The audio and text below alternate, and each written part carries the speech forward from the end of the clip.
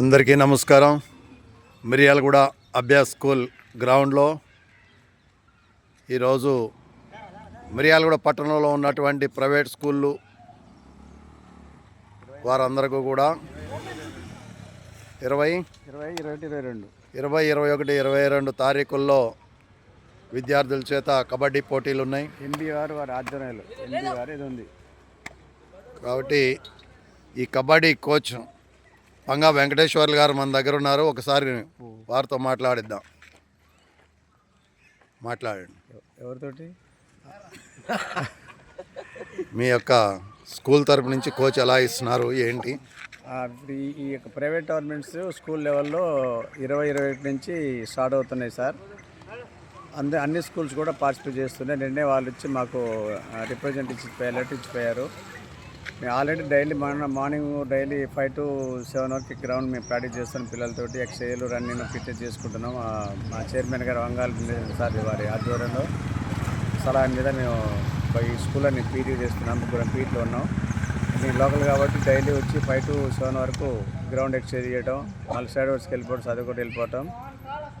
తర్వాత ఈ యొక్క టోర్నమెంట్ వచ్చేసరికి ఆల్రెడీ మా పిల్లలు మా స్కూల్లో ఉన్నారు, చాలామంది కబడ్డీ ప్లేయర్స్ ఉన్నారు. కబడ్డీ ఇంతమంది మండలం జిల్లా స్థాయి అనే పిల్లలు ఉన్నారు.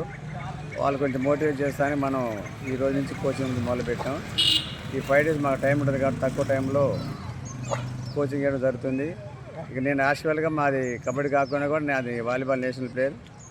సో ఆల్రెడీ నేను కబడ్డీ టచ్ ఉంది కాబట్టి వాళ్ళ పిల్లలకి నేను సెల్ఫ్ శిక్షణ ఇవ్వడం జరుగుతుంది స్కిల్ ప్రకారం.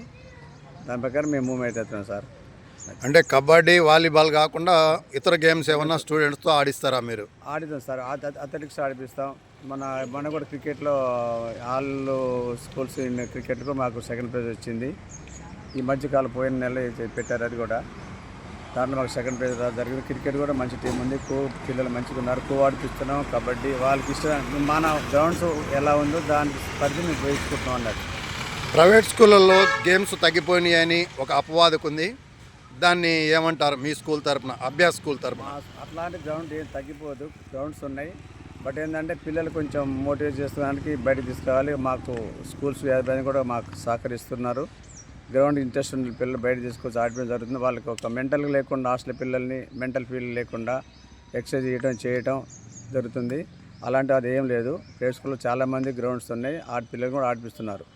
మీకు ఇప్పుడు ఎన్ని ప్రైవేట్ స్కూళ్ళు పాల్గొంటున్నాయి ఈ కబడ్డీ పోటీల్లో? మిర్యాలగూడ పట్టణంలో ఉన్నట్టు ఆ ఎన్బీఆర్లు ఆధ్వర్యంలో సార్ మెయిన్ స్కూల్స్ అయితే శివాని, మన అభ్యాస్ స్కూలు, తర్వాత ఎస్పీఆర్, తర్వాత శ్రీ చైతన్య, ఈ పెద్ద స్కూల్స్ ఉన్నాయి కాబట్టి వాటిలో ఎవరు ఉంటారో వాళ్ళు ఆర్గనైజ్ చేసే వాళ్ళు పోవడం జరిగింది.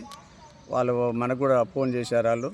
వాళ్ళు నేను పోయి సరిగ్గా నేను కూడా కొన్ని స్కూల్ పేరు చెప్పాను. వాళ్ళు అక్కడ పోయి పార్టిసిపేట్ చేస్తే వాళ్ళు టీం వేయడం జరిగింది.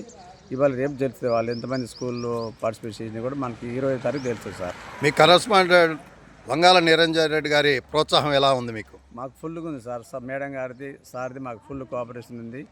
ఈ ఆటలు మన చదివి కాకుండా ఆటలు కూడా ఈ గ్రౌండ్ కూడా పాపం సారు పోయినసారి మొత్తం దాదాపుగా అమౌంట్ పెట్టి ఈ ప్లేస్ తీసుకోవడం జరిగింది. మట్టి కూడా పోపించారు. దాని తగ్గట్టుగా వారికి ధన్యవాదాలు. సార్ కూడా మాకు ఫుల్ కోఆపరేషన్ ఉంది. అలాంటిది ఏమీ లేదు.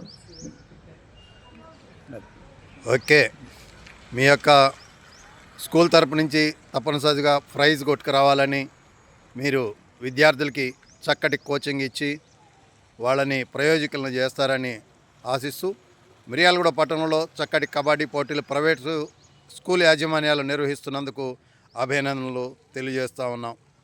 ఇది ఈ మిర్యాలగూడ టౌన్లో ఉన్నటువంటి పరిస్థితి ఈరోజు.